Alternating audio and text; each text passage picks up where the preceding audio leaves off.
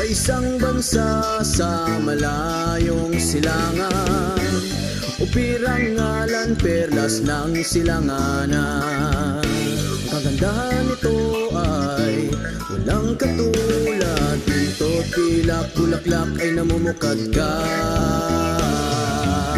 Bagong upir, bagong dayo ay aahon sa mga dayuhang umalipin noong unang panahon. Tumindig ka, gulat ang iyong mga mata, panahon na sabi ng abayahawa. Maharlika ng Mapagpalang araw, hapon o gabi sa lahat ng ating pong mga tagapakinig.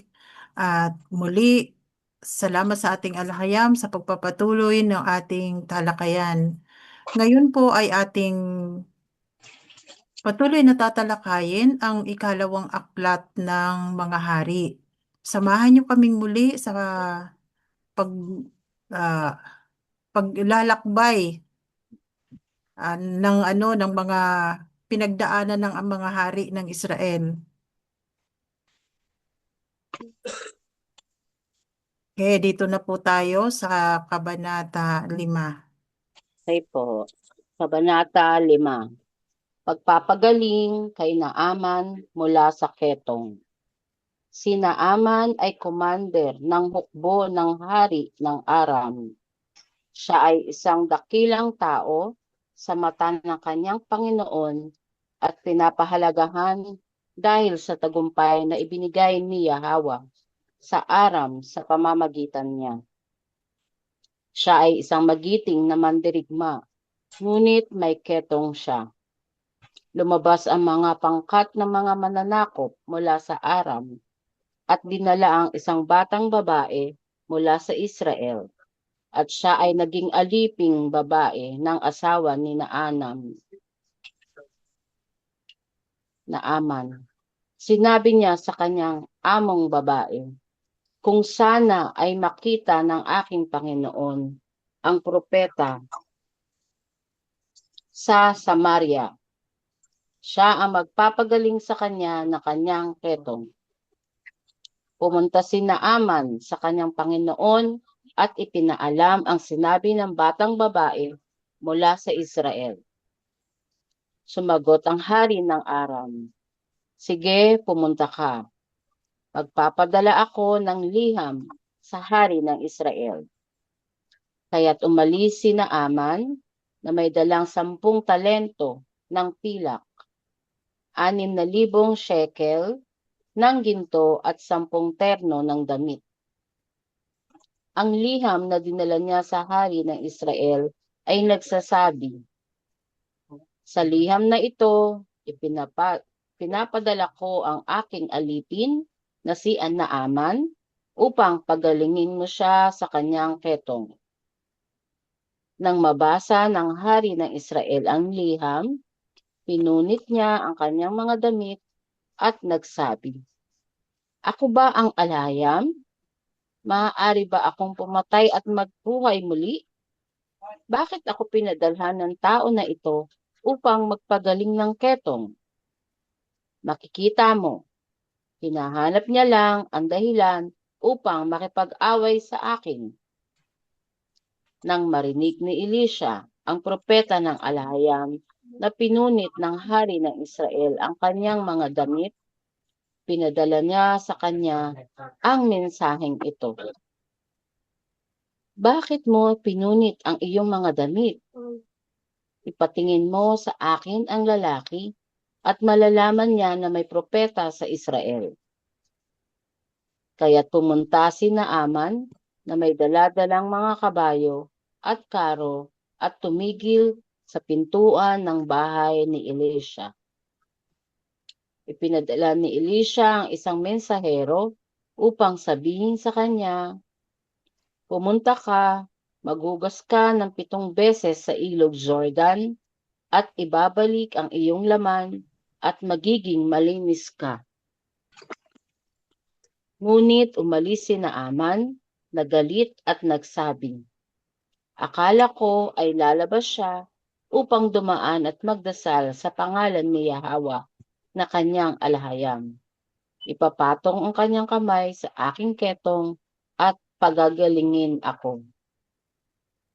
Hindi ba't ang mga ilog ng Abana at Parpar sa Damasco ay mas maganda kaysa lahat ng tubig sa Israel?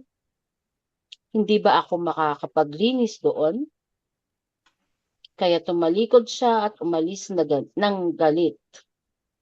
Pumunta kay Naaman ang kanyang mga lingkod at nagsabi, Panginoon, kung sinabi ng propeta sa iyo na gumawa ng isang dakilang bagay, hindi mo ba ito gagawin? Gaano pa kaya kung sinabi niyang maghugas ka at maging malinis? Kaya't siya ay bumaba at naghugas sa ilog Jordan ng 7 beses, ayon sa sinabi ng propeta ng Alahayam. At ang kanyang laman ay naibalik at naging malinis na parang balat na isang batang lalaki. Pagkatapos, si Naaman at ang lahat ng kanyang kasama ay bumalik kay Elisha, ang propeta ng Alahayam. Tumayo siya sa harapan niya at nagsabi, Ngayon, alam ko na walang alahayam sa buong mundo kundi ang alahayam na Israel. Kaya't mangyaring tanggapin ang isang regalo mula sa iyong lingkod. Sumagot ang propeta, kasing tiyak ng si Yahweh na aking pinaglilingkuran ay umiiral. Hindi ako tatanggap ng anumang bagay. At kahit na pinilit pa ni Naaman, tumanggi siya. Sinabi ni Naaman, kung hindi mo tatanggapin, mangyaring bigyan mo na lamang ako ng isang kargomento ng lupa na kasing dami ng kayang dalhin na isang pares ng asno. Sapagkat mula ngayon, ang iyong lingkod ay hindi na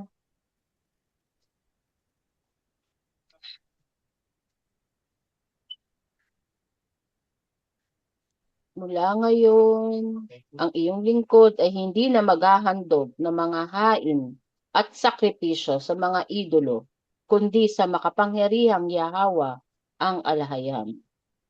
Ngunit sana ay patawarin ni Yahweh ang iyong lingkod sa isang bagay.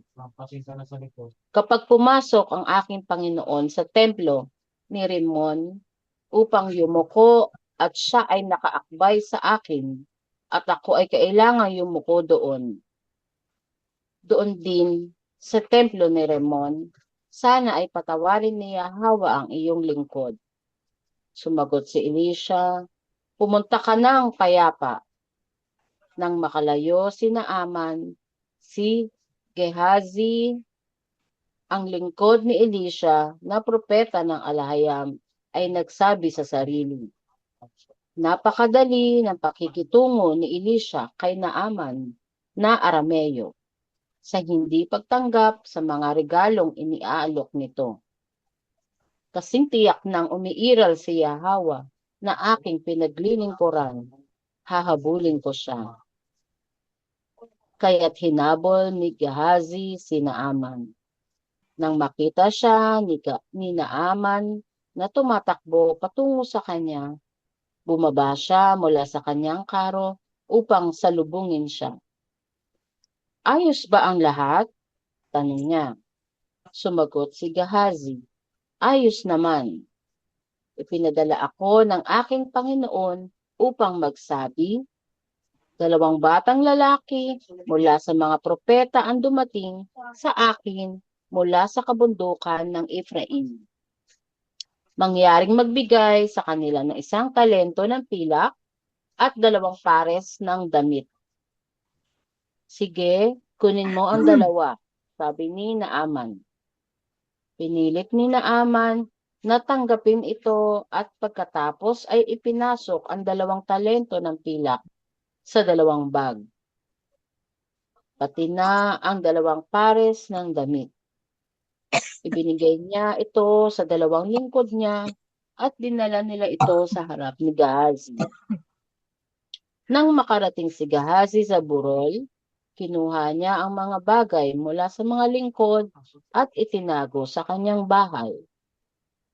Pinauwi niya ang mga lalaki at sila ay umalis. Nang bumalik siya kay Propeta Elisha, tinanong siya, "Nasaan ka, Gehazi?" Sumagot si Gehazi, "Hindi po ako umalis at walang pinuntahan." Ngunit sinabi ni Elisha, "Hindi ba't ang aking espiritu ay kasama mo nang bumaba ang lalaki mula sa kanyang karo upang salubungin ka? Ito ba ang oras upang kumuha ng salapi o tumanggap ng mga damit o mga taniman ng olibo at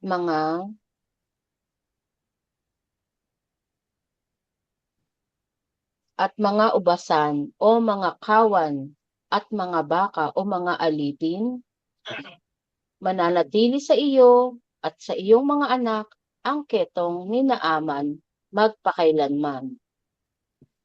Pagkatapos umalis si Gehazi mula sa presensya ni Elisha at ang kanyang balat ay naging ketong at naging kasing puti ng niebe. Paglilinaw. Ang mga Israelita gaya ng iba pang mga Hebreo ay mga taong may kulay. Ibig sabihin, ang kulay na kanilang balat ay mula kayumanggi hanggang maitim na kayumanggi. Ang ketong ay nagdudulot ng pagkawala ng kulay ng balat, kaya't kapansin-pansing inilalarawan nito bilang puti gaya ng niebe, bilang malinaw na kaibahan sa kanilang karaniwang maitim na kulay ng balat.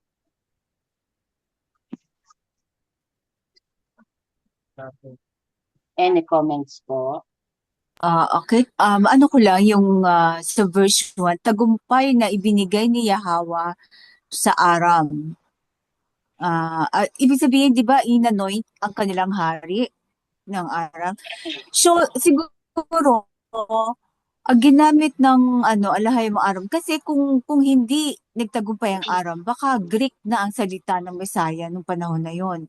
Di ba, Aramaic ang ginagamit nilang kanilang first language. Kumbaga sa atin ay ang second language natin is English, pero ang first language niya yung Tagalog. Sa kanila Aramaic yung Aramean ang kanilang ah second language o yung pinaka-common language dahil nasakop sila ng Aram. At iyon ay kalooban ng alahaya. Kasi kung hindi, baka Greek ang salita. Tapos, ito yung yung preconceived notion na akala ni Naaman ay haharapin siya ni Elisha nung may ketong siya. 'Di ba pinaiiwas nga ang mga sa kasi defilement ang ketong. Tapos ayaw niyang hindi siya binigyan ng importansya, hindi siya nilabas, parang ipinagbilin lang sa kay Gehazi yung gagawin niya, maligo lang ng 7 beses. Baka kulang nga lang sa paligo, So, na-offend siya. Pero nung magaling na siya, kinausap na siya, hinatma siya ni Elisha. Kasi, hindi niya alam na defile sa mga Israelita, ang ketong ay isang uri ng defilement. Kaya hindi siya kinausap ni Elisha. Saka ang salita lang naman, 'di ba? Sa pagsunod ang mahalaga para matupad yung kanyang hiling. At saka akala nung hari, siya ang magpapagaling din sa sa Naaman. Akala sa saka dito sa verse 18, iniisip ko kung sinong hari ba? Sinong hari ba ang ano? Bakit kailangan umakbay sa kanya ang hari pag pumasok sa templo ni Rimon? ano, yung hari ng Aram. Kanya yung hari pag pumapasok sa templo. Iniisip ko, ano to, sobrang tanda na umakbay pa sa kanya. Kaya sabi ko, aalalayan niyang hari sa pagpasok sa templo. Ewan ko ba kung ano yung kanyang Panginoon eh. Hindi din sinabi ko yung hari o kanyang direct na na Panginoon na inaalalayan niya. So, ibig sabihin nito, ah kung ano yung nasa puso pa rin at nasa isipan, ang tinitingnan, ang nire-recognize ng alahayam. Kahit pa pumasok siya kumbaga, hindi siya Israelita, although hindi siya Israelita, pero kung ano yung kanyang pinananaligan, ang tinitingnan. Kaya sabi ni Elisha, pumunta ka ng payapa. Baga, humingi na siya ng tawad beforehand. Tapos ito yung yung verse 23, yung dalawang bag, gawin natin dalawang sisidlan. Kasi ang masyadong yung bag, masyado ng modern bag ba? Sisidlan na lang, dalawang sisidlan. Tapos, yun lang po. Kayo, yung mga kapatid, meron kayong reaction sa nangyari? At saka, dito, highlight naman sa Hero, na mga Hebreo ay kayumanggi o dark na kayumanggi, chocolate. Baga. Kaya siguro hindi naman necessarily ketong to, baka yung yung puputi ang balat. Ano ba yun? Ano ba si Dalia yun? Vitiligo ba yun? Oo, vitiligo. Pero hindi yun nakakahawa di ba? Oo. Baka nga ketong ito, kaya hindi siya hinarap ni Elisha. Kaya yung namamana ng pamilya yan eh, yung vitiligo. Oo. Ang ketong naman yata, nagkukuplat eh. Ang ketong kasi Keklat kinakain naman. yung kinakain ang laman. Yung laman. Nagkukuplat, tapos kinakain ang laman, tapos Napuputol. pumuputol ang ulo. Halimbawa, yung mga daliri, tinamaan. Mapuputol Naagnas yan. na, no? Oo, naaagnas yan. Baka Kasi vitiligo nga to. Pero, may mga nakaharap na ako na may ketong nung nasa kumbento pa ako noon. oo. Na Kailangan wala na siyang para ilong. hindi. Ay.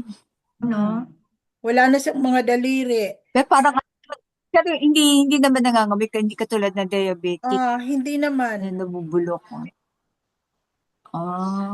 Pero para siyang yung mga sugat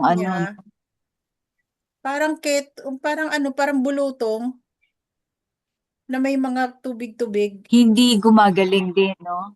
Hmm. Oo. So, defilement yun eh. Vitiligo. Kasi binibigyan namin ng pagkain yun. Ang sabi nung mga superior namin, huwag lang pupunta na mayroong open wounds. Kasi mahahawa ka kapag may Oo. open wounds ka. Pero itong sinabi dito sa Kasi pwede na iligo eh. kay Gihasay, May ligo to? siya, no? Mukhang vitiligo to kasi mamanain pa ito ng kanyang mga anak. Oo. Kagaya nung sa amin, may isang Baka albino pamilya. pa nga, no? Oo, parang ganun. Parang albino nga. Oo. Na Oo. buong pamilya talaga, mayroong ganun. Lumalabas talaga sa pamilya na mayroong namumuti. Parang an-an, no? Oo, amurang tawag sa amin. Parang an-an. Oo. Baka yung ni Gehazi, baka mag-anak ni Gehazi. Oo. O, di ba? Pero yung pananalig talaga kailangan dito, ay maniligo lang pala ng 7 beses. Ayaw pa niyang gawin eh, no? Buti na lang may wisdom yung mga tauhan niya, yung advisor niya. Di ba, gagawin mo nga yung mga mahirap na bagay para lang ito, napakadali lang yung pinagagawa, ayaw gawin. Ayaw Parang niya kasi Gretchen. malabo daw yung tubig sa Jordan. Oo. Pero Marumi daw. flowing yan eh. Flowing yan eh. Tapos Eh, itong si sumunod na Gehazi lang. naman, talagang nagsinungaling. Pero Na ano siya eh. hindi siya pwedeng magsinungaling sa propeta. Oo. Sa diwa ng ano. Parang ano eh, parang ang dami kasing dala. Talagang matitempt ka, imagine, ilang Hmm. liters. Dinoble pa ni Gehazi yung ano, yung Hmm. pilak. Damit. Ang mahal yung mga damit. Hindi niya siguro alam yung tungkol sa defilement. Kaya humingi siya ng mga regalo. Hindi, magaling na eh. Ang tanong lang, kasi 7 beses, ano to? Tinanong ko si Hero, ano to? 7 araw yan? Isang beses sa isang araw? O 7 beses sa isang araw? Di ba wala naman sumagot sa akin eh. Ano yung pitong Hindi. beses? 7 beses? Sumagot naman ang Pitong, mensahero, di ba? ano sabi niya? Ang sabi niya, lumubog ka ng 7 beses. So, isang punta niya sa ilog, 7 times siyang lumubog. Ilang minuto? Yung ba, hindi ko matandaan Hindi, sagot ng ibig mesero eh. sabihin, lumubog siya ng buong katawan. Tapos, aahon uli. O, Tapos, aahon siya ulilubog ulit, ulit. tapos lulubog uli. Within 1 day? No, 1 day lang. Yung pang 7 Okay. beses na paglubog niya, pag angat niya, wala na yung ketong niya. Kasi iniisip ko baka nag-camp pa sila. Aliligo siya isang first day. Second day, liligo. Hindi, Naghihilid talaga ng todo. Lubog lang. lumubog lang Okay. ng 7 beses. Okay. Pero kailangan umahon muna. Hindi pwede Oo, sabay-sabay yung 7 beses. 7 oras. Okay. Yun lang. Eh, may reaction pa. Buti tanda mo yung sagot ng mensahero sa akin. nagtawanan pa nga tayo nun eh. Ano? Kasi, Ganun ba? Hindi ko sabi ng mensahero, alam kasi ito ni Naaman na itong Jordan River ay parang may putik. Oo. Kasi Kaya ayaw tinatawanan niyang niya lagi. lumubog doon. Oo. Kaya sabi niya, mayroon namang ibang ilog na na Mas maganda pa nga yun mas sa kanya maganda. eh, sa malapit. Oo, doon siya pinapapunta. Kasi di Mm. ba doon binaptize si Oo, Messiah Messiah. Yahweh. Oo. Maraming yan eh, maraming reed, maraming talahib. Ah. May mga lugar na masukal. Pero ngayon, ang ganda na ng Jordan River. Putik. Ewan ko, may nakita ako, putik eh. Siguro depende pag umulan. Depende siguro sa Maganda na ngayon, ginawa na nilang sinimento na nila ang paligid. tourist destination, no? Oo, tourist destination na siya. Nilang mga kapatid, proceed tayo, Sis Maria. Salamat. Kabanata 6. Lumutang ang ulo ng palakol. Sinabi ng grupo ng mga propeta kay Elisha, "Tignan mo ang lugar na pinagtitipunan natin ay masyado ng maliit para sa atin. Pumunta tayo sa ilog Jordan at bawat isa ay kumuha ng poste at tayo ay magtayo ng isang lugar doon para sa ating pagpupulong." At sinabi niya, "Sige." Pagkatapos, sinabi ng isa sa kanila, "Maaari po bang sumama kayo sa inyong mga lingkod?" Sumagot si Elisha, "Sasama ako." At siya ay sumama sa kanila. Pagdating nila sa ilog Jordan, nagsimula silang magputol ng mga puno sa tabing ilog. Habang pumuputol ang isa sa kanila ng puno, nahulog ang ulo ng palakol sa tubig. "Ay nako, aking alahayam!" sigaw niya. Hiniram ko lang iyon." Tinanong siya ng propeta ng alahayam, "Saan nahulog?" At nang ituro niya ang lugar, pumutol si Elisha ng isang kahoy, itinapon niya iyon kung saan nahulog ang palakol, at pinaangat ang bakal. "Kunin mo," sabi niya. Kaya iniabot ng lalaki ang kanyang kamay at kinuha ito. Nabitag ni Elisha ang mga bulag na Arameo.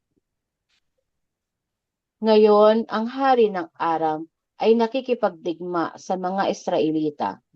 Pagkatapos makipagpulong sa kanyang mga opisyal, sinabi niya, magkakampo tayo sa ganitong lugar. Ngunit ang propeta ng Alahayam ay nagpadala ng mensahe sa hari ng Israel. Mag-ingat kang dumaan sa lugar na iyon sapagkat naroon ang mga Arameo. Kaya pinuntahan ng hari ng Israel ang lugar na tinukoy ng propeta ng Alahayam. Muli at muli, binabalaan siya ni propeta Elisha, kaya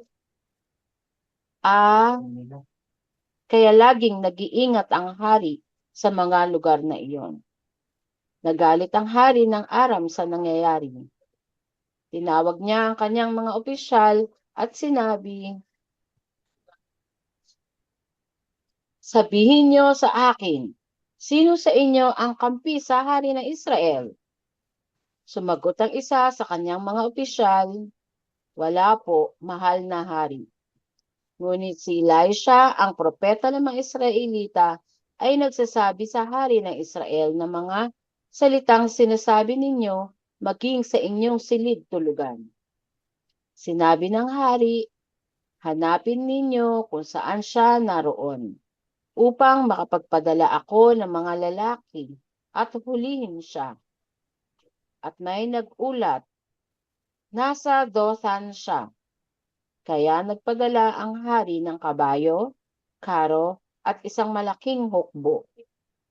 Nagpunta sila sa gabi at pinalibutan ang lungsod. Kinabukasan ng umaga, nang bumangon ang lingkod ng propeta ng Alahayam at lumabas, nakita niya ang hukbo na may mga kabayo at karo na nakapalibot sa lungsod. Ay nako, aking Panginoon! Anong gagawin natin? Tanong niya. Sumagot ang propeta, huwag kang matakot. Mas marami ang nasa panig natin kaysa sa kanila. At nanalangin si Elisha. O Yahweh, buksan mo ang kanyang mga mata upang siya ay makakita. At binuksan ni Yahweh ang mga mata ng lingkod at nakita niya ang mga burol na puno ng mga kabayo at mga karong apoy sa palibot ni Elisha. Nang lumapit ang kaaway sa kanila, nanalangin si Elisha kay Yahweh, bulagin mo ang hukbong ito. Kaya binulag ni Yahweh ang mga iyon, ayon sa kahilingan ni Elisha. Sinabi ni Elisha sa kanila, hindi ito ang daan at hindi rin ito ang lungsod. Sumunod kayo sa akin at dadalhin ko kayo sa lalaking inyong hinahanap. At dinala niya sila sa Samaria. Pagdating nila sa lungsod, sinabi ni Elisha, Yahweh, buksan mo ang mga mata ng mga lalaking ito upang makakita sila. At binuksan ni Yahweh ang kanilang mga mata at nakita nilang sila ay nasa gitna na ng Samaria. Nang makita sila ng hari ng Israel, sinabi niya kay Elisha, papatayin ko ba sila, aking Panginoon? Papatayin ko ba sila? Sumagot siya, huwag. Papatayin mo ba ang mga bihag na nahuli mo na? Bigyan mo sila ng pagkain at tubig upang sila ay makakain at makainom at makabalik sa kanilang amo. Kaya naghanda ang hari ng isang malaking handaan para sa kanila. At matapos silang kumain at uminom, pinauwi niya sila sa kanilang amo. Mula noon, hindi na muling nanalakay ang mga hukbo ng Aram sa lupain ng Israel. Taggutom sa Samaria. Makalipas ang ilang panahon, tinipon ni Haring Ben-Hadad ng Aram ang buo niyang hukbo at kinubkob ang Samaria. Dahil dito, nagkaroon ng matinding taggutom sa lungsod. Tumagal ang pagkubkob, kaya't ang ulo ng asno ay naibebenta ng 80 siklo ng pilak at ang isang ikapat ng isang kab ng balat ng buto ng karob ay 5 siklo. Habang dumaraan ang hari ng Israel sa ibabaw ng pader, may isang babaeng sumigaw sa kanya, "Tulungan mo ako, aking hari." Sumagot ang hari, "Kung hindi ka tutulungan ni Yahweh, saan ako kukuha ng tulong para sa iyo? Sa giikan? Sa pisaan ng ubas?" Tinanong niya, "Ano ba ang nangyayari?" Sumagot ang babae, "Sinabi sa akin ng babaeng ito, ibigay mo ang iyong anak upang kainin natin ngayon at bukas ang anak ko naman. Kaya niluto namin ang anak ko at kinain. Kinabukasan, sinabi ko sa kanya, ibigay mo ang iyong anak upang kainin natin. Ngunit itinago niya ang kanyang anak. Nang marinig ng hari ang mga salita ng babae, pinunit niya ang kanyang kasuotan. Habang lumalakad siya sa bader, nakita ng mga tao na suot niya ang sako sa ilalim ng kanyang kasuotan. Sinabi niya, "Gawan nawa ako ng alahayam ng mabigat na parusa kung ang ulo ni Elisha na anak ni Shaphat ay manatili pang nakakabit sa kanyang katawan ngayong araw." Noon si Elisha ay nakaupo sa kanyang bahay at kasama niya ang mga nakatatanda. Nagpadala ang hari ng isang sugo, ngunit bago pa ito makarating, sinabi ni Elisha sa mga nakatatanda,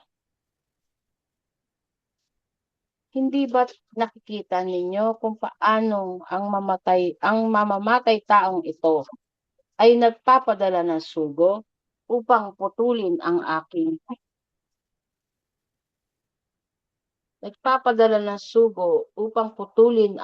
ulo? Pagdating ng sugo, isaran niyo ang pinto at pigilan siya. Hindi ba't naririnig na ninyo ang yabag ng kanyang Panginoon na kasunod niya?" Habang nagsasalita pa siya sa kanila, dumating na ang sugo at sinabi ng hari, "Ang kapahamakan na ito ay mula kay Yahweh. Bakit ko pa hihintayin si Yahweh para umatras?" Any comments po? Parang bitin. Ang kapahamakan nito ay mula kay bakit niya papatayin si Elisha, di ba? Parang medyo Sinong hari nga ito, sis? hindi ko alam hindi naman Hari ng Aram? Ben-Hadad? Hindi, ano na yan? Hindi, ano yan? Samarian, mga Israel. Samaria. So, ano to? Oo, Israel. Sambahayan. Sambayan Sambahayan ni Ephraim. Bakit niya, anyway, bago tayo proceed, baka sa susunod na kaban. Pero ito, nagalit ang hari ng Aram sa nangyayari kasi yung lahat na sinasabi niya ng propeta, no? Alam kung siguro hinihintay nilang kung saan pupunta ang hari ng Israel. Binabalaan niya kung nasaan yung so dito nagkipaglaban pa lang ang Aram, pero parang nakugub na nila pero hindi pa totally, pero parang yung mga Israel baka nagbabayad na ng tax sa kanila, no? Kaya nga, pati yung mga sinasabi niyo sa silid-tulugan, nalalaman niyang ano, ng propeta. So, private, Tapos, nakakatuwa, binuksan yung mata nung kanyang lingkod.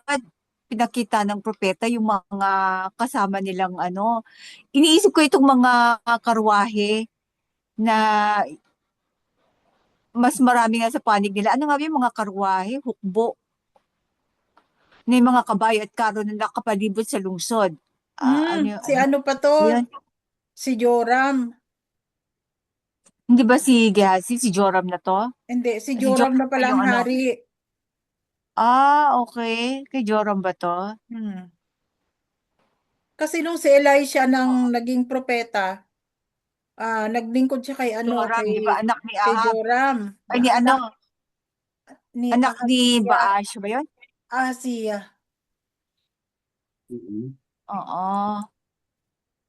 So ano binuksan mo, nakita mo sa verse 17, nakita niya ang mga burol na puno ng mga kabayo at mga karong apoy sa palibot ni Elisha. So itong karong apoy, siguro ito yung mga UFO, no? Karong No. apoy kaya kasi may mga apoy-apoy siguro mga dis o mga jet plane o kung ano pa to, mga UFO, no? So yun ang kanilang mga kakampi. Tapos naging bulag ang mga dadakip sana kay Elisha. Tapos ito yung grabe, reaction ko lang nga, nagkausap yung dalawang nanay na lulutuin ng anak. Hmm. O, nung naluto na yung kinain na nila yung unang anak, syempre busog pa, kinabukas tinago yung pangalawa. Kaya dun na depressed talaga yung hari at gusto niyang, siguro wala siyang magawa, kaya gusto niya paano si Elisha, no? Hindi, umabot sila sa ganong state ng tagutom. Oo, grabe. Nakakashock. Siguro cleansing eh. Nakakashock Parang naman yung anak. oo. Siguro Pero mga grabe baby pa. talaga. Kasi siguro Pero marami grabe na silang, talaga. siguro marami sila, yung pinaka-baby, pwede pa naman sila mag-anak para lang mabuhay. Baka marami pa din silang anak na iba. Siguro Ako, itatago nila parang yung sa hindi. kanilang anak. Ito, meron kaming Parang, hindi nila parang sasabihin hindi kung ko, ano yun. parang hindi ko masabi. Nasashock ako eh. Siguro lang, isang dosena na yung anak nila pareho, kaya para lang may Hindi naman makakain sa anak grabe. mo. Saan sila kukuha ng ganong pakiramdam? Wala silang pakiramdam nun. Inihayop nga, di ba? Kung patayin mo, alaga mo. Hindi, hindi. Halimbawa, isang dosena ang anak mo. Tapos wala kang maipakain. Pero Tapos merong kakainin isang mo, sikli, mamamatay at mamamatay din naman yung batang bagong panganak. tapos sikli, kakainin mo. Di ba? Kumbaga wala ka nang maipadede. Siguro Wala para eh. lang mag-survive yung mga ate at kuya noon. Hindi eh. Aray ko. Alam mo yun eh. Bawal. Hindi, wala sa batas yun ng alahayam, di ba? Oo nga. Baka naman ano yan? O mga ano sila, vampira. Pero dahil Sana sila ay sumasamba sa mga idolo, siguro normal sa na-acquire nila yung kanila. taste. Iluluto naman eh. No? Ah. Siguro mamamatay na rin yung mga anak na yun. Wala na rin sila maipadede. Wala, grabe, grabe naman, no? Anong reaksyon ng bata? Wala man lang sinabi dyan, no? Wala eh. Baka baby pa. Pero napaka-imposible talaga, no? Siguro, Kahit lang. ganon. Nakasurvive lang, Parang ano, di, grabe. Mahirap sikmurain. Sige, proceed tayo kung bakit ibig sabihin ng hari sa proceed tayo, Sis Maria, para hindi tayo Okay bitin. po. Oo. Kabanata 7. At sinabi ni Elisha, pakinggan ninyo ang salita ni Yahweh. Ganito ang sabi ni Yahweh. Bukas sa ganitong oras, ang isang siya ng pinakamainam na harina ay ipagbibili ng isang siklo at 2 siya ng sebada ay ipagbibili ng isang siklo sa pintuang bayan ng Samaria. Ngunit ang opisyal na sandigan ng hari ay sumagot sa propeta ng alhayam. Tignan mo, kahit buksan ni Yahweh ang mga durungan ng langit, durongawan ng langit, mangyayari ba iyan? At sinabi ni Elisha, makikita mo ito sa iyong sariling mga mata, ngunit hindi ka makakakain niyan. Ang pag-alis ng pagsalakay. Samantala, may 4 na lalaking kitongin sa may pintuang bayan. Sila ay nag-uusap-usap. Bakit tayo mananatili rito hanggang mamatay? Kung papasok tayo sa lungsod, may taggutom doon at mamamatay tayo. Kung mananatili tayo rito, mamamatay rin tayo. Kaya halina, pumunta tayo sa kampo ng mga Aramean at magpasakop.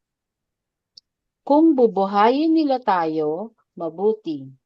Kung patayin nila tayo, diyan na rin matatapos ang lahat. Sa dapit hapon, bumangon sila at nagtungo sa kampo ng mga Aramean. Pagdating nila sa dulo ng kampo, wala ni isang tao roon. Sapagkat pinangyari ni Yahweh na makarinig ang mga Aramean ng ugong ng mga karwahe, ng mga kabayo at ng isang malaking hukbo. Kaya't sinabi nila sa isa't isa, tignan ninyo ang hari ng Israel ay kumuha ng mga hari ng mga Hittite at mga hari ng mga Egyptian upang salakayin tayo. Kaya't nagtakbuhan sila sa dilim ng gabi at iniwan ang kanilang mga tolda, kabayo, asno at ang buong kampo na naroon at tumakas para iligtas ang kanilang buhay. Pagdating ng mga kitongin sa dulo ng kampo, pumasok sila sa isang tolda, kumain at uminom, at kumuha ng pilak, ginto at mga sa taas.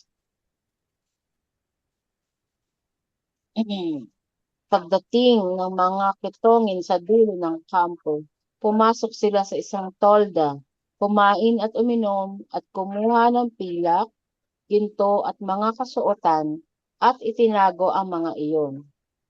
Bumalik sila, pumasok sa isa pang tolda, kumuha rin at itinago.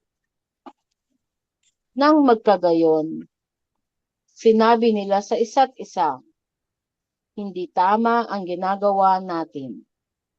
Ang araw na ito ay araw ng mabuting balita, ngunit itinatago natin ito. Kapag naghintay pa tayo hanggang umaga, aabutin tayo ng kaparusahan. Halina, sabihin natin ito sa palasyo ng hari. Kaya't pumunta sila at tinawag ang mga bantay sa pintuang bayan at ibinalita. Napuntahan namin ang kampo ng mga Aramean at wala ni isang tao roon. Walang tinig ng tao. Tanging mga kabayo, asno at mga tolda na naroon pa rin. Ibinandila ito ng mga bantay at inuulat sa palasyo ng hari. Sa gabing iyon, bumangon ang hari at sinabi sa kanyang mga lingkod, sasabihin ko sa inyo ang ginawa sa atin ng mga Aramean. Alam nilang nagugutom tayo.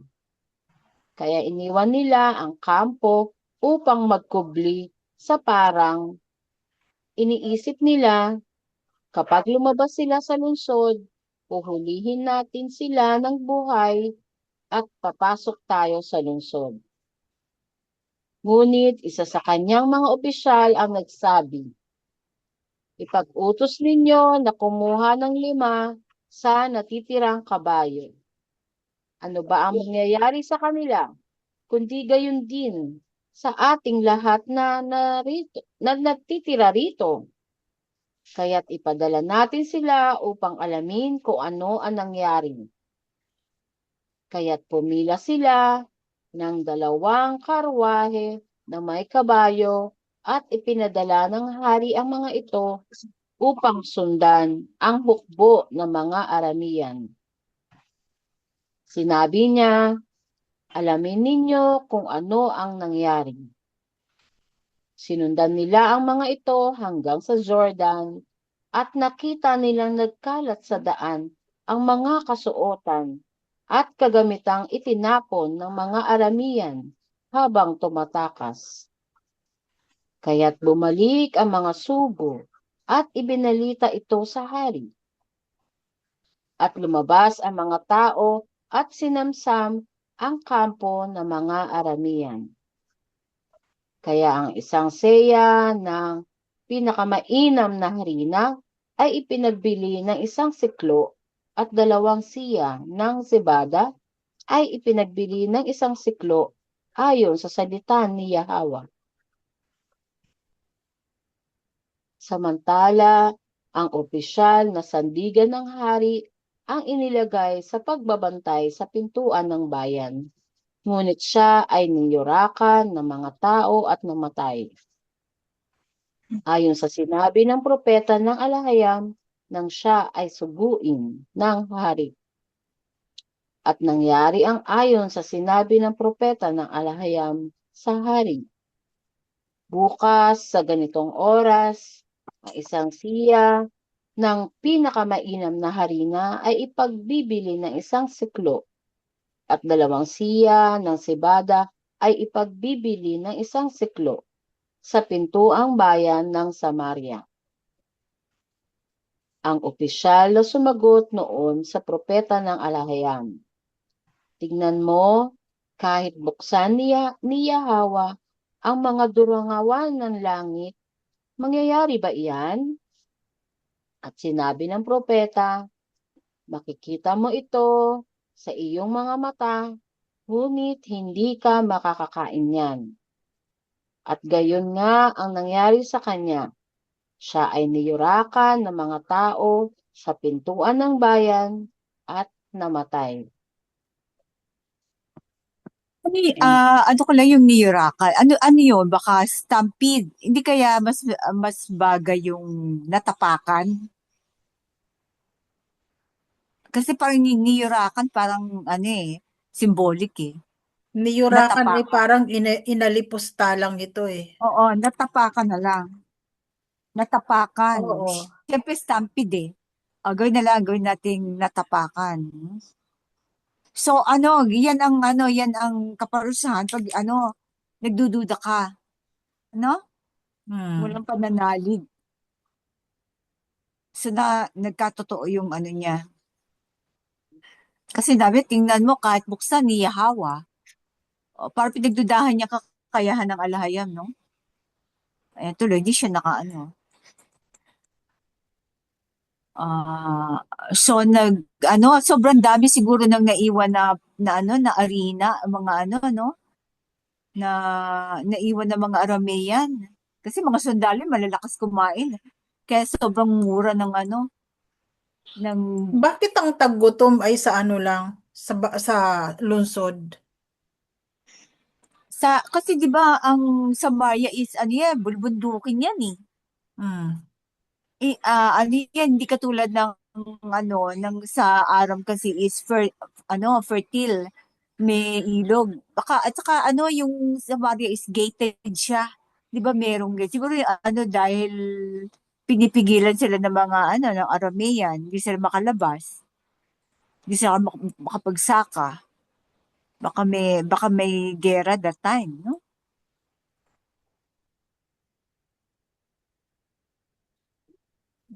Pero grabe yung pinagdaanan nilang tagutom. Oo. Nawawag naman sa atin dumaan ang ganyang na pati yung anak mo ilulutuin mo na. Hindi naman po Grabe, siguro. kailangan magtanim talaga tayo. Hmm. Naman, huwag naman. Siguro ano yun, gawain yun ng mga ng mga talaga sinadya ng mga Aramean para mamatay ang mga Israelita. Parang ginawa noon na si Jericho, di ba? Hindi sila makalabas, baka dahil may nandun ang mga Israelita. Pero yung mga ketongin, dahil outcast sila, nasa labas sila ng gate. Sabi nila, magugutom lang tayo, mamatay din tayo. Di pumunta na tayo sa mga Aramean.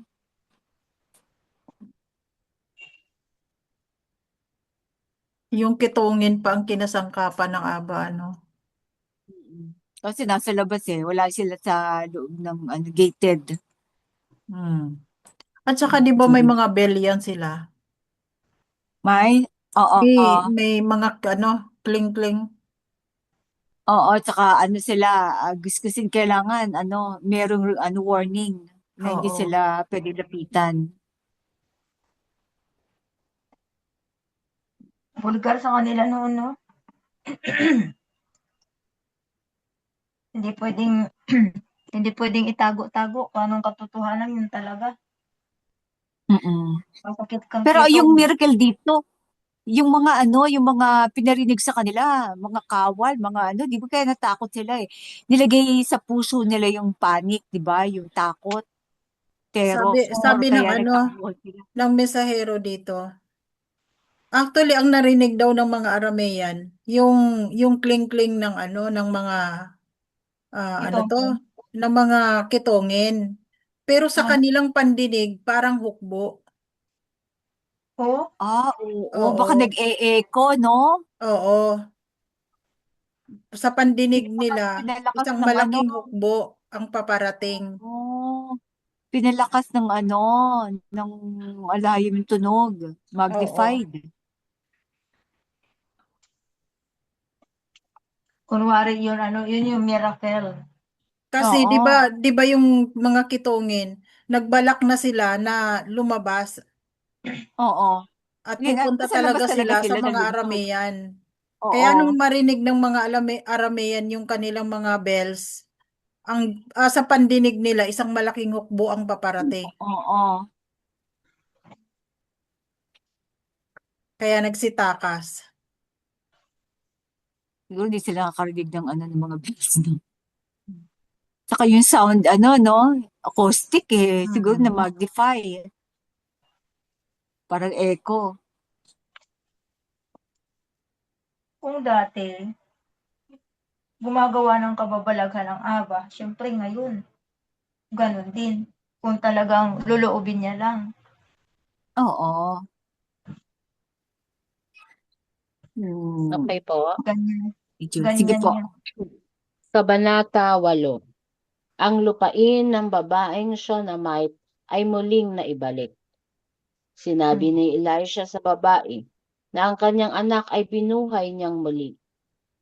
Umalis ka na kasama ang iyong pamilya at manirahan muna kung saan ka maaaring makaligtas, sapagkat ipinasya ni Yahweh na magkaroon ng tagutom sa lupaing ito sa loob ng 7 taon. Grabe. Kaya't ang babae ay sumunod sa sinabi ng propeta ng Alayam. Siya at ang kanyang pamilya ay umalis at tumira sa lupain ng mga Pilistin sa loob ng 7 taon. Pagkatapos ng 7 taon, bumalik siya mula sa lupain ng mga Pilistin at lumapit sa hari upang iapila ang tungkol sa kanyang bahay at lupa. Nang mga sandaling iyon, ang hari ay nakikipag-usap kay Gehazi, na lingkod ng propeta ng Alayam, at sinabi, Ikaw, ikwento mo nga sa akin ang lahat ng kahanga-hangang ginawa ni Elisha. Habang si Gehazi ay nagkukwento kung paanong muling binuhay ni Elisha ang isang patay, Dumating ang mismong babae na ang anak ay binuhay ni Elisha upang iapila ang kanyang bahay at lupa. At sinabi ni Gehazi, "Ayan na, aking hari, siya ang babaeng iyon at ito ang kanyang anak na binuhay ni Elisha." Tinanong ng hari ang babae at isinalaysay niya ang nangyari. Kaya't inatasan ng hari ang isang opisyal tungkol sa usapin niya at sinabi, "Isauli sa kanya ang lahat ng kanyang pag-aari, pati ang lahat ng kita ng kanyang lupa, mula nang iwan niya ang lupain hanggang ngayon." Pinatay ni Hazael si Ben-Hadad. Pumunta si Elisha sa Damascus at si Ben-Hadad na hari ng Aram ay may sakit. Nang mabalitaan ng hari, narito ang propeta ng Alahayam. Sinabi niya kay Hazael, "Magdala ka ng handog at salubungin mo ang propeta ng Alahayam. Magtanong ka sa Alahayam sa pamamagitan niya, ako ba ay gagaling sa sakit na ito?" Kaya't si Hazael ay pumunta kay Elisha. Dala ang 40 kamelyo na may dala ng pinakamagagandang bagay mula sa Damascus.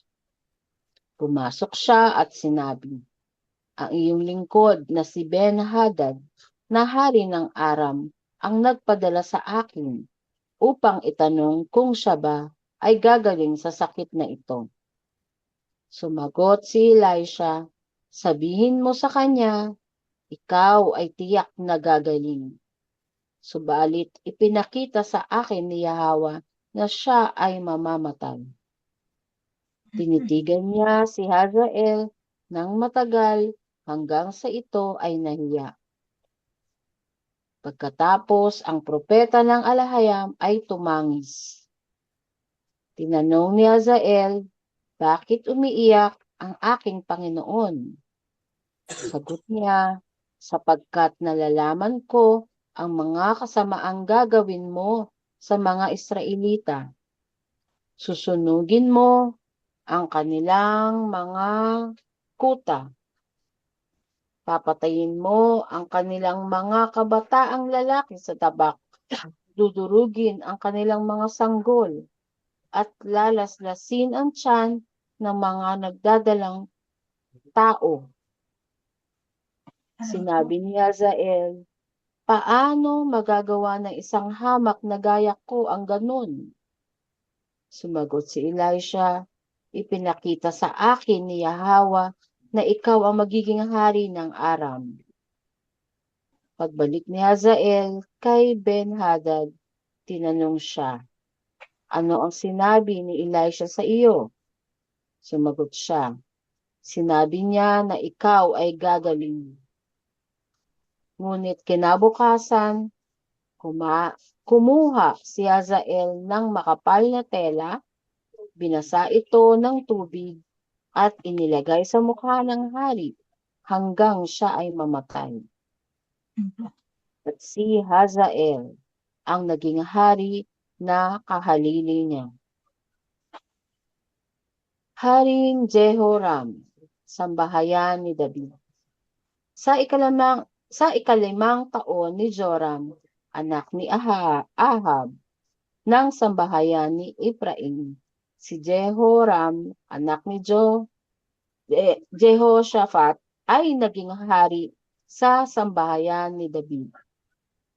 32 taon gulang siya nang maging hari, at siya ay naghari sa Jerusalem sa loob ng 8 taon. Lumakad siya sa mga lakad ng mga hari ng sambahayan ni Ephraim sapagkat nag-asawa siya ng anak ni Ahab, at siya ay gumawa ng masama sa paningin ni Yahweh. Gayunpaman, dahil sa pangako ni Yahweh kay David, hindi niya winasak ang sambahayan ni David, sapagkat ipinangako niya na magbibigay siya ng ilawan kay David at sa kanyang lahi magpakailanman. Sa panahon ni Jehoram, naghimagsik ang Edom laban sa sambahayan ni David at naghalal ng sariling hari. Kaya't pumunta si Jehoram sa Zair kasama ang kanyang mga karo. Nilibutan siya ng mga Edomite at ng kanyang mga pinuno ng mga karo, ngunit nakalabas siya sa gabi at nakatakas. Subalit ang kanyang hukbo ay nagtakbuhan pauwi.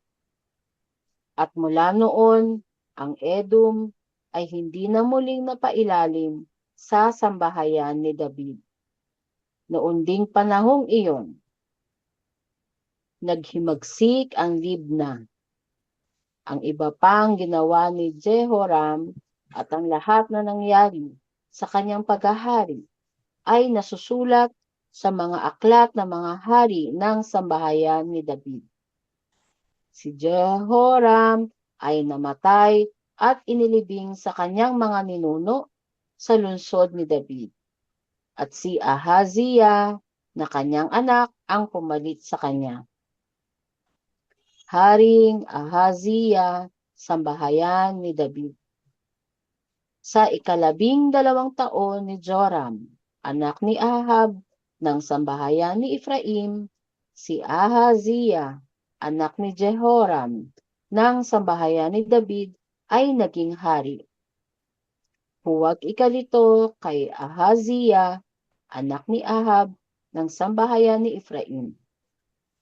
22 taong gulang si Ahaziah nang siya ay maging hari, at naghari siya sa Jerusalem ng 1 taon.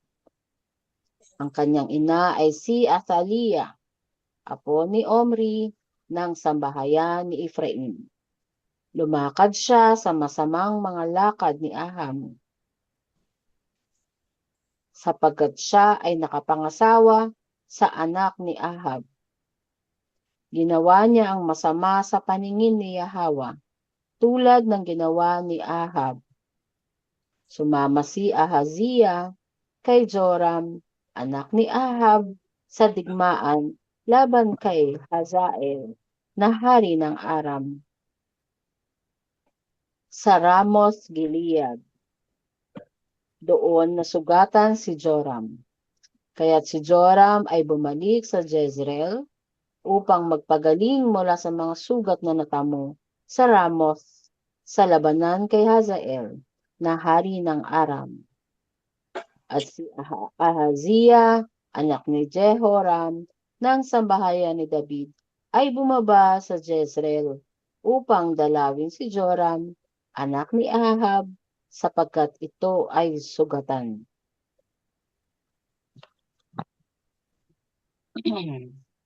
Any comments po? Wala. Napapansin ko lang yung yung mag-ama na naging hari ng sambahayan ni David, parehong nagkasala, magkasunod na hari kasi nag-asawa sila ng mga anak ni Ahab. Siguro anak kay Jezebel o what? Di ba mga Kanaanite ang si Jezebel Kanaanita?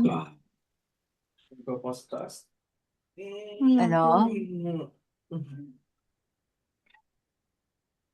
Narinig niyo ba ako? Oo, sis, oo. Akala ko baka choppy ako. Then, ano pa? Ayun, napansin ko lang kasi syempre na influensya sila sa idolatry. Tapos 7 taon pala ang kanilang tagutom. 7 years na wala kayong makain. Sana hindi tayo umabot ng ganyang katagal, ano? Wag naman. Yun lang, mga kapatid, anong mga reaction nyo?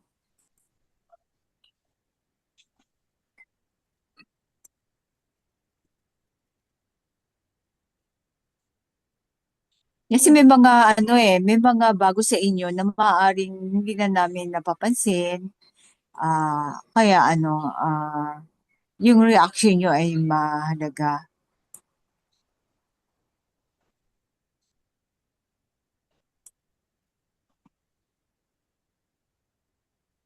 Itong tinitigan ni Elisha, si Hazael.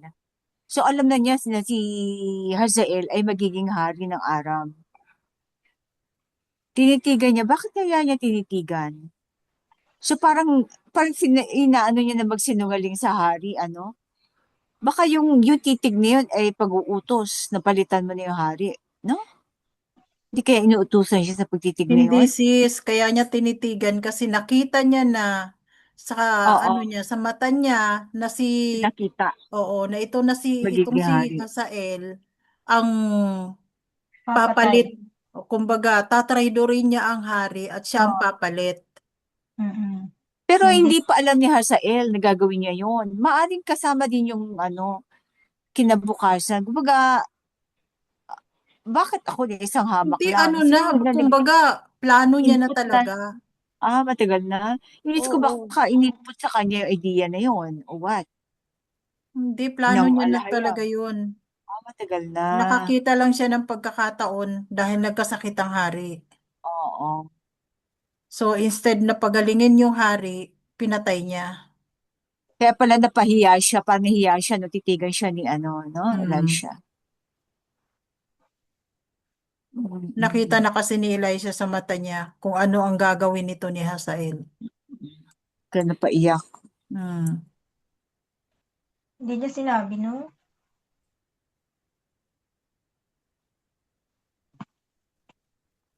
Tahimik lang siya. Ano pa po na nyo, pansin mo sis? May mga sinabi ba ang mensahero dito? Yun nga ang sabi ng mensahero. Matagal ng balak ni Hazael na Mm. na siya ang papalit sa hari. Mm. Yung mga sinasabi ng mensahero sis na naalala mo, magandang ibahagi natin, no? Bahagi sa Bali, ang natatandaan ko lang naman na sinabi niya yung gagawin nito ni Hazael na Mm-mm. nalaman kaagad ng propeta. Nakita ng propeta na kahindik-hindik ang gagawin nito ni Hazael sa mga Israelita. At, sabi nga naman, power corrupts. Although hindi pa Oo. niya alam na gagawin niya sa Israelita yun, gusto lang niya maging hari. Pero once na meron kang power, power corrupts nga, di ba, na magagawa ang mga bagay na hindi mo na-imagine magagawa mo Mm. kung wala ka pang power.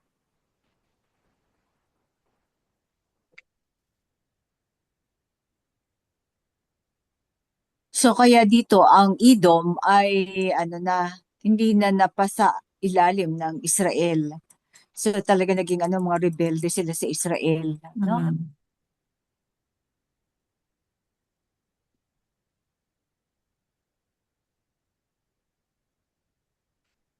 So may mga katanungan at mga reaction, mga kapatid. Sis Maria, ano reaction mo sa nabasa mo?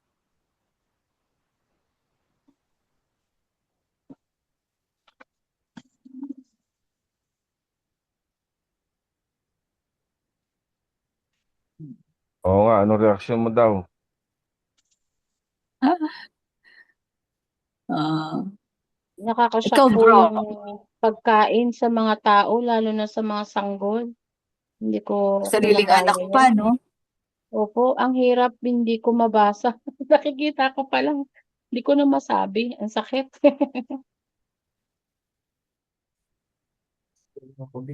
Kararating ko lang po eh. Okay, welcome, bro. Magandang gabi po sa lahat. Nagabi po. Ng gabi. So, itong instance nito, laging nagtutulungan ang dalawang sambahayan sa paglabanan, kasi yung dalawang hari ng sambahayan ni David sa sambahayan ni Ephraim. Magkano pa alyansa pa sila nito eh. nagkataon na parehas na yung dalawang hari ay parehong gumawa ng masama sa paningin ng alahayam.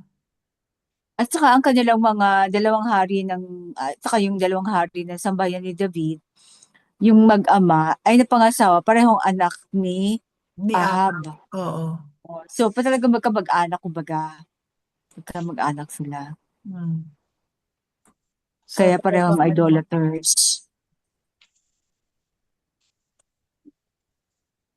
grabe ang gagawin nilang kasamaan sa Israel.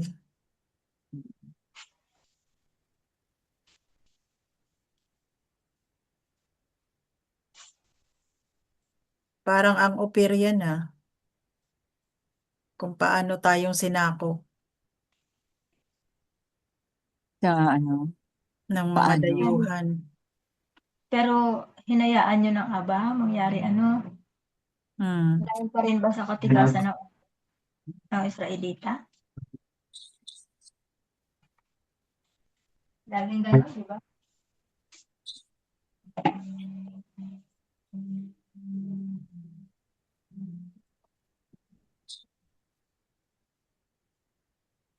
Sa verse, sa verse 33 ng chapter 6, ang kapahamakan na ito ay mula kay Yahweh. Bakit ko pa hihintayin si Yahweh para umatras? Hindi umatras bakit ko pa hihintayin si Yahweh na i-atras ito? Ay na, withdraw this, na alisin ito. Alisin ito. Saan yun, sis? Sa chapter 6, yung huling verse 33. Okay. Bakit ko pa hihintayin si Yahweh para alisin ito? Inilagay niya sa sarili niyang kamay yung pagtatanggal ng tagutom at isinaano niya kay Elisha, no? Akala niya gawa ni Elisha yung tagutom eh.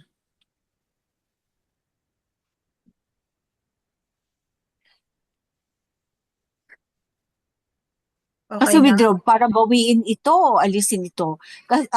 Why should I wait for Yahweh to withdraw this? Withdraw, bawiin o alisin?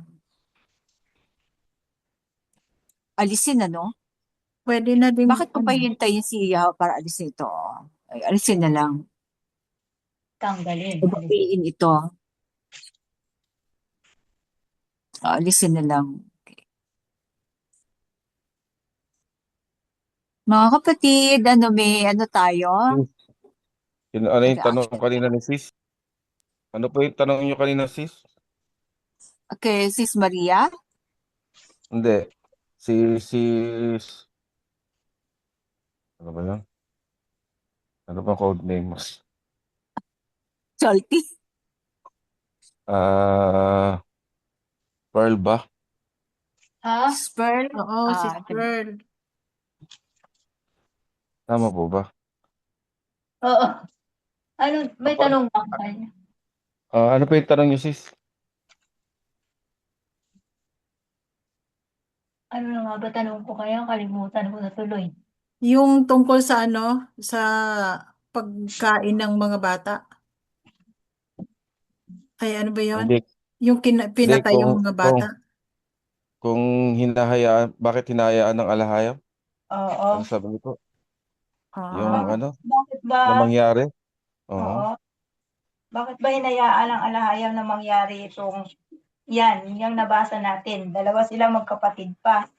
At ganyan ang gagawin nila or ginagawa nila sa mga Israelita. Dahil din ba ulit sa patigasan ng ulo ng mga Israelita? Consequence siguro. Consequence. Di ba nasabi naman, nasabi naman yung consequence ng lalo na idolatry, di ba? Hindi. Saan Ano nga ba po? sinabi yung consequences? Tama po yun. Tapos tama po yun. Tapos kung i-amplify natin, kaya po nagpapadala ng mga propeta. Kasi ang silbi ng propeta igabay ang ano, di ba? Di ba na daanan na yung chapter 3, 2, 3, di ba? Sa Genesis. Kaya siya nagpapadala ng mga propeta. Kasi nga, yung sinabi niya na he will crush your head and you will strike his heel. Kaya siya nagpapadala ng messenger kasi para mga propeta, para makasurvive ang lahi ni Adama. Ang problema kasi, mas madaling gumawa ng kasalanan kaysa lumakad sa katwiran. Alam ng alahayam yon. Kaya nagpapapunta siya ng mga propeta. Kaya, kaya rin nagkaroon ng Torah.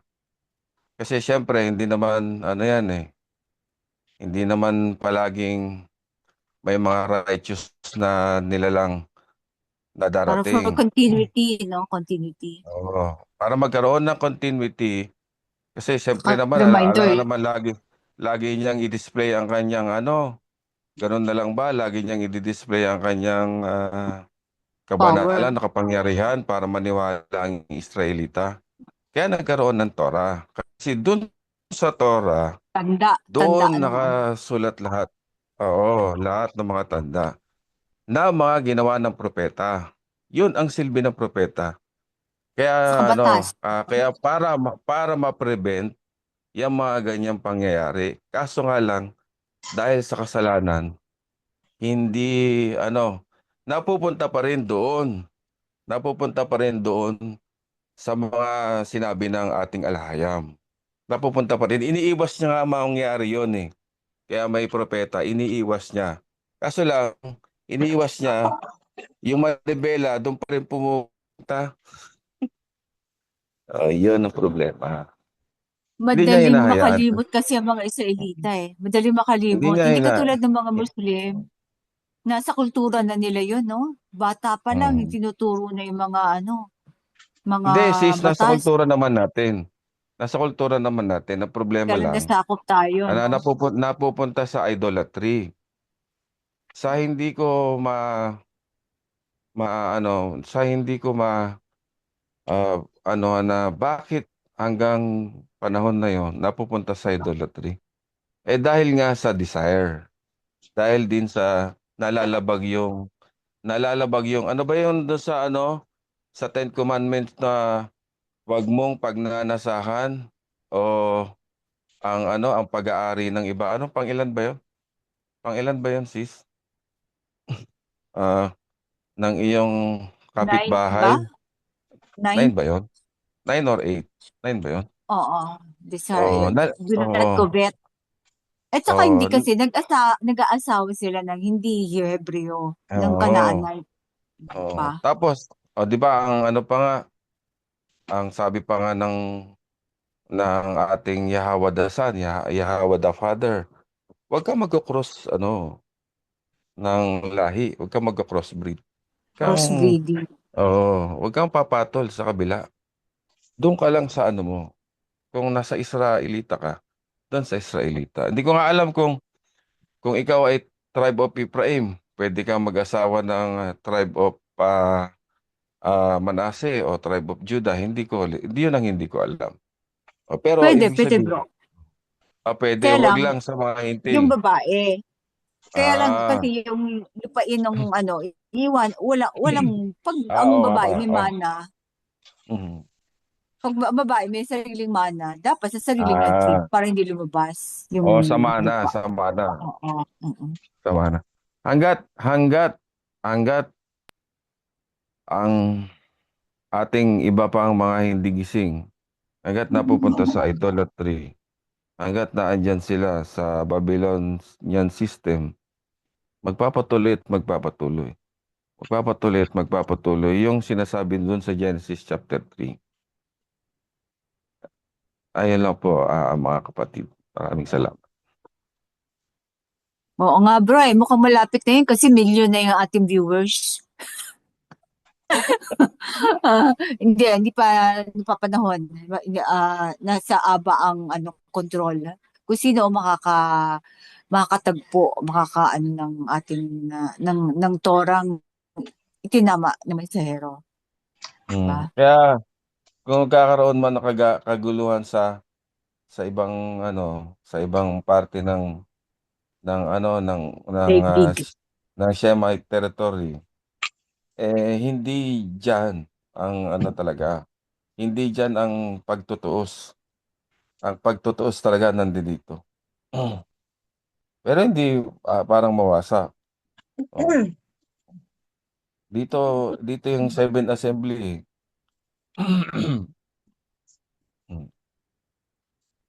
Yon, at yung 7 Assembly na yon, hanggang ngayon hindi ko masyado naiintindihan. Philadelphia Assembly ang nasa fear. Pero yung 6 nasa Asia.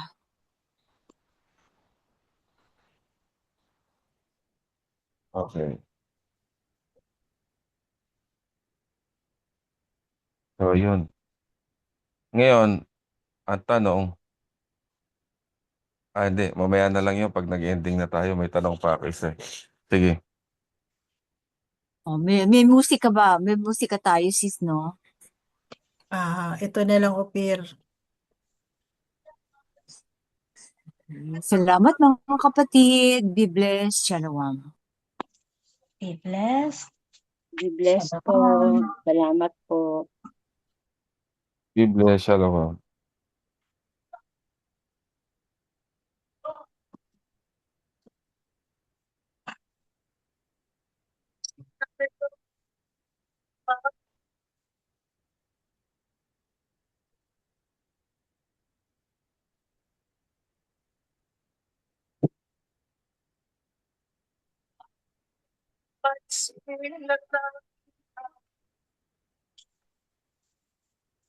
Hindi ka nakashare?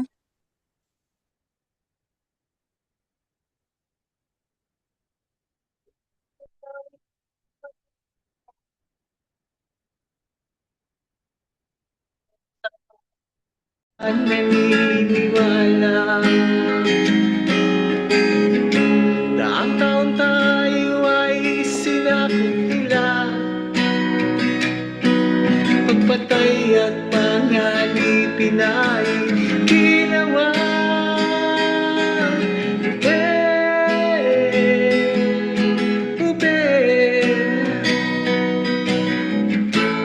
Tilas ng sinilangan, sagana sa yaman ng ating kalikasan. Hindi,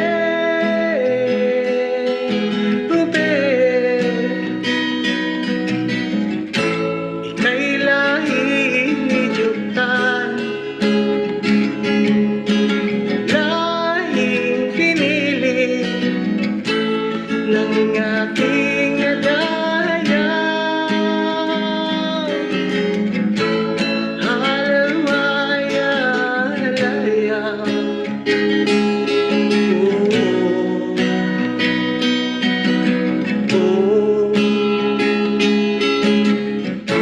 Papuri sa'yo'y nakalaan.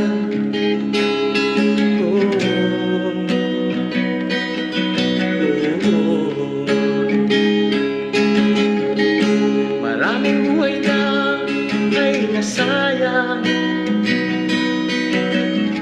Bakit ba nagbubulag-bulagan? Tanging saksi ang kaninunuluan, kasaysayan ng lahing silangan. Ayon sa banal nating kasulatan,